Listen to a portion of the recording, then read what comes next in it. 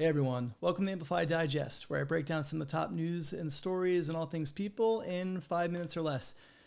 You probably noticed a lot of the conversations lately around returning to workplace. Yes, it's deja vu, but it also seems like we are moving forward in some cases. Twitter announced that they've opened all of their offices, although attending and going to an office is entirely optional for their workforce. Google's made some announcements around employees going back into offices for their hybrid structures in mid-March. And I think as we continue to see the decline of Omicron in the States and around the world, we will see more companies beginning to move towards that office part of their return to workplace plans. So I want to focus on a couple articles this week that shine a little bit of a light on that. And so this first piece is a Fast Company post by Jack Altman, the founder and CEO of Lattice. And he talked about how they've experienced hypergrowth and have done so in a remote way, even though he was one of the CEOs, and there was a lot of them that wasn't really sure about remote prior to the pandemic. And I think a lot of leaders have kind of changed their views on that over the course of the pandemic. So this is definitely one you want to check out. I've also got a couple pieces in here from the New York Times. So this is an article going into why some companies are betting on real estate. The role of an office is going to exist in this new world of work that we're building. Will it look the same as it did in February of 2020? No. These offices are going to be redesigned. They're going to be configured to be more like clubhouses with communal spaces, more technology that allow you to book spaces, hoteling. The configuration is going to be different, but the real estate footprint will still be there for many companies. And obviously some companies have moved to 100% hybrid. Others are, fully distributed, so they've moved away from offices entirely. But for those of us that are in hybrid organizations, the way that our offices are designed and look will be a bit different as we begin moving more employees back into the office.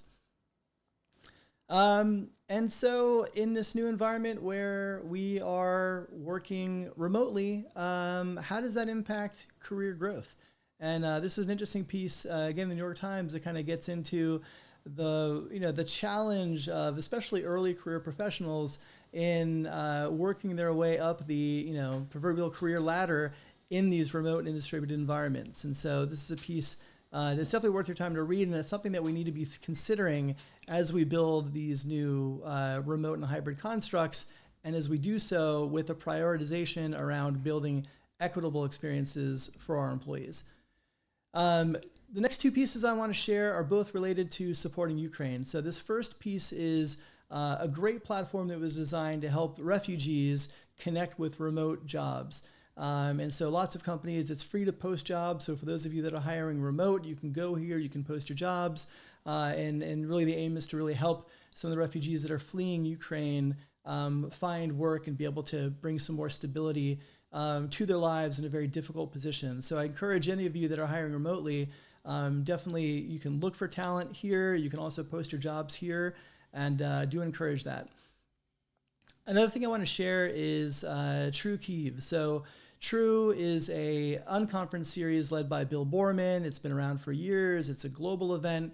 And True Kiev has been happening for about 8 years now. And so the founders of that group, Andrew and Anna Stetsenko, they are going to be hosting the event next week. It's going to be a virtual event, and 100% of the proceeds for ticket sales and for sponsors will go directly to buying supplies for Ukrainians. So if you can attend this, I recommend it. True conferences are a great experience. If you can and you're able to donate and help support this effort, I encourage that as well. And if you're an HR tech vendor, they are also looking for sponsors, and 100% of your sponsorship money will go directly to supporting those who remain in Ukraine. And last piece I want to leave with you is on the podcast this week, I had a chance to sit down with EEOC Commissioner Keith Sonderling. And it was a fascinating conversation about his approach towards the bridge that he wants to build to HR and people teams, and the way that he sees the EEOC supporting employees, but also connecting more deeply with the HR community. And so I appreciated his outreach on that. And we get into a lot of conversations from pay equity to social justice, to protections for COVID and long COVID and remote work, AI, and a lot more. So Really interesting conversation. Definitely recommend you check that out. And that's a wrap for this episode. Just to let you know, the next 2 weeks, I'm going to be at my first 2 live conferences in 2 years. I'll be in Vegas for HR Transform next week. I'll be in Dublin for Talent Summit the week after that. So I'll be coming to you with a version of the video. It may not be this format. It may be a live on-site video. I'll also be doing some Amplifies recordings from behind the scenes to give you a look at kind of what these events look like as they're coming together. Yeah, I'm excited for that. A little nervous first time kind of being back in a large gathering of people. So that should be very interesting.